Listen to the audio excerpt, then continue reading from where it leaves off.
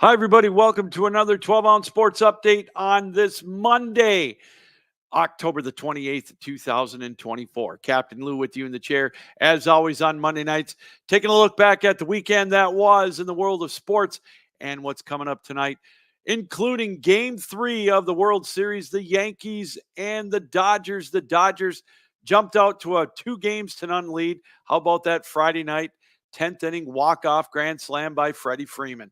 They took a 1-0 lead. Then they added on to that with a big win, getting the strikeouts in the bottom or the top of the ninth to take a 2-0 commanding lead in that World Series.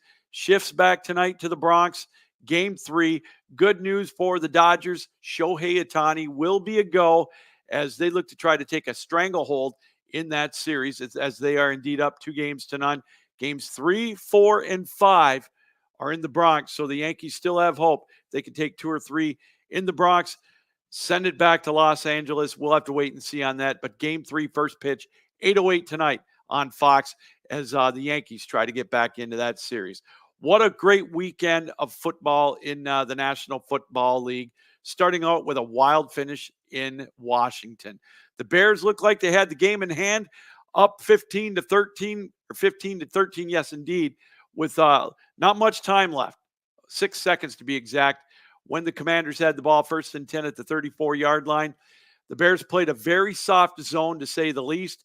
The Commanders were able to get a 15-yard square out to have it 1st down and 10 at the 49-yard line, and then they worked their magic. Jaden Daniels was able to evade a very, very soft 3-man rush. And then, of course, one of the defenders for the Bears was mocking the crowd, jogging down the sideline. Even after the ball was snapped, Daniels was able to scramble a little bit, get back in the pocket, and he won 65 yards. And Brown was there in the end zone. And the guy that was mocking him for the Bears, he tipped it right into his hands. Final score, 19-15. The Bears lose. The Commanders are now 5-2 on top of their division. And of course, the Bears fall to 4-3. How about the Detroit Lions? 90 yards passing. That's it. And they got 52 points. That tells you how dominant their special teams were. Their defense just manhandled Mason Rudolph and the Tennessee Titans. Again, their special teams setting up field position in Tennessee territory all afternoon long. So that's why they only need 90 yards passing. Jared Goff with 3 touchdown passes. David Montgomery, a touchdown run and a touchdown throw. The Lions 52-14. They're now 6-1. How about Dallas? They lose again on Sunday Night Football. Only lose by 6, but that doesn't tell the whole story. It was 27-10 at one point. Garbage time stats for Dak Prescott. The Cowboys are now 3-4, and that makes it 0-6. Every team that's played Detroit the week after they played them, they've gotten beat. And the 49ers, as banged up as they are now at 4-4. Speaking of embarrassing, how about the New York Jets? They lose a game where they passed for over 250 yards, no turnovers, scored over 20 points, 750-0. That's what the team's record were when they had all of those stats. We'll make it 750-1 as they lose to the Patriots. They're now 2-6. Kiss them goodbye. They're done. No more playoff talk for the New York Jets. Cleveland, shocking Baltimore. Jameis Winston's first start. He gets the last second drive to set up the win for the Cleveland Browns. They beat the Baltimore Ravens. Kansas City, they remain unbeaten with a big win over the Raiders as they are now 7-0. No shock there. How about in Cincinnati? Maybe not so much of a shocker, the win for the Eagles, but the dominant fashion that they did it in. 37-17 over the Cincinnati Bengals. Big win for the Eagles. They're keeping pace with the Washington Commanders in the NFC East. How about first place for the Arizona Cardinals? How many of you had that on your bingo card? As they got a last-second win over Miami. They're 4-4, but that's good enough for first place in that division. The Cardinals, they're going to be a force to be reckoned with in that division. Don't overlook them. It's a wild scramble now with them, with the 49ers, with the Seahawks, and the Los Angeles Rams, who had a big win on Thursday night over the Minnesota Vikings. So an absolute cluster in the NFC West. Speaking of first place, how about the Atlanta Falcons? A nice win yesterday. They make it 2 straight this year over the Tampa Bay Buccaneers. They take the season series. They went on the road in the big sombrero, if you will. They're in first place, as I mentioned, 4-0 in the division. That's a huge, huge stat for them with that big win.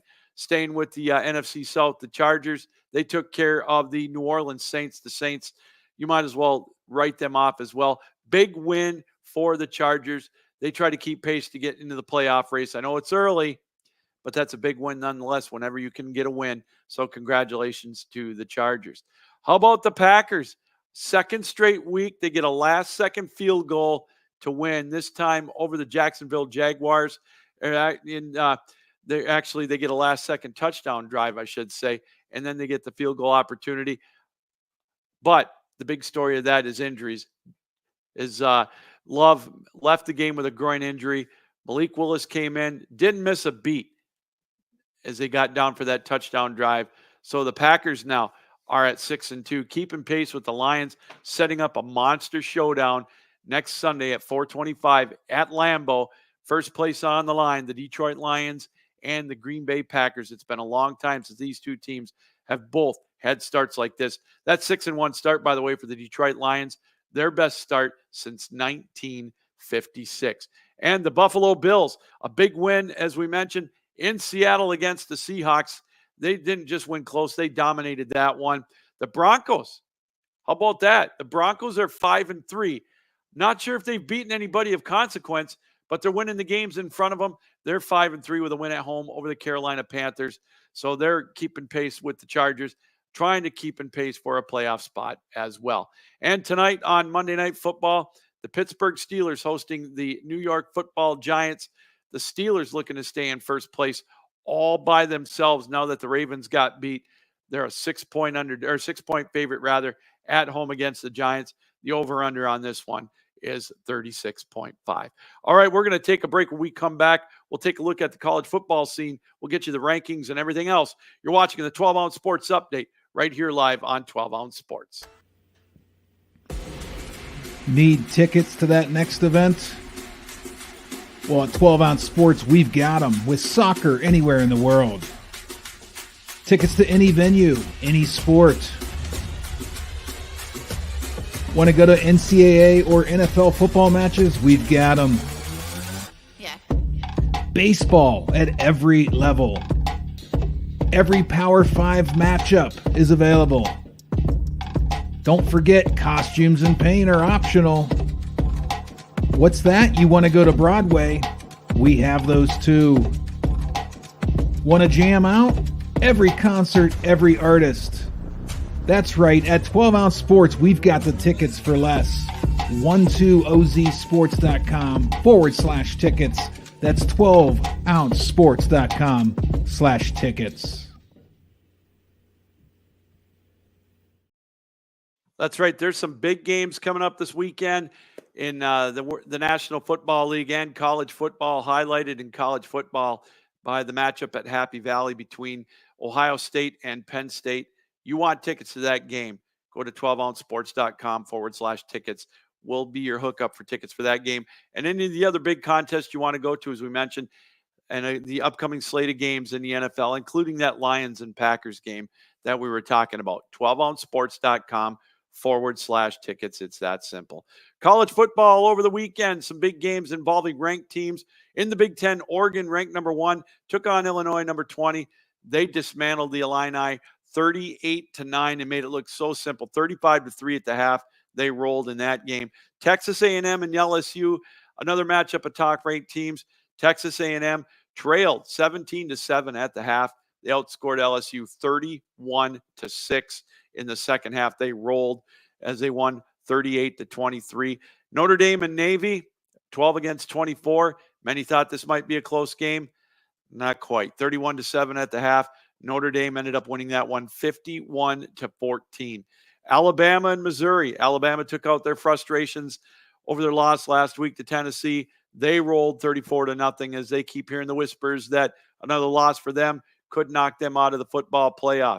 How about Ole Miss with a win over Oklahoma 26-14? SMU with a narrow victory over Duke 28-27. And back to the Big Ten, setting up the matchup next weekend. Penn State went into Wisconsin. Never easy to do to win in Madison. They made it look not so bad, 28-13 over the Badgers. And then Ohio State, coming off that loss to Oregon, thought maybe that they would take it out on Nebraska.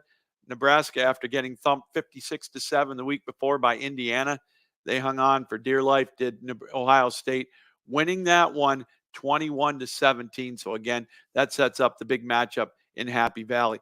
And one more note on a game. How about Indiana coming in? They're going to be undefeated coming into this weekend's game against Michigan State, playing with their backup quarterback, 31-17, Indiana over Washington. Indiana now one of the unbeatens at 8-0.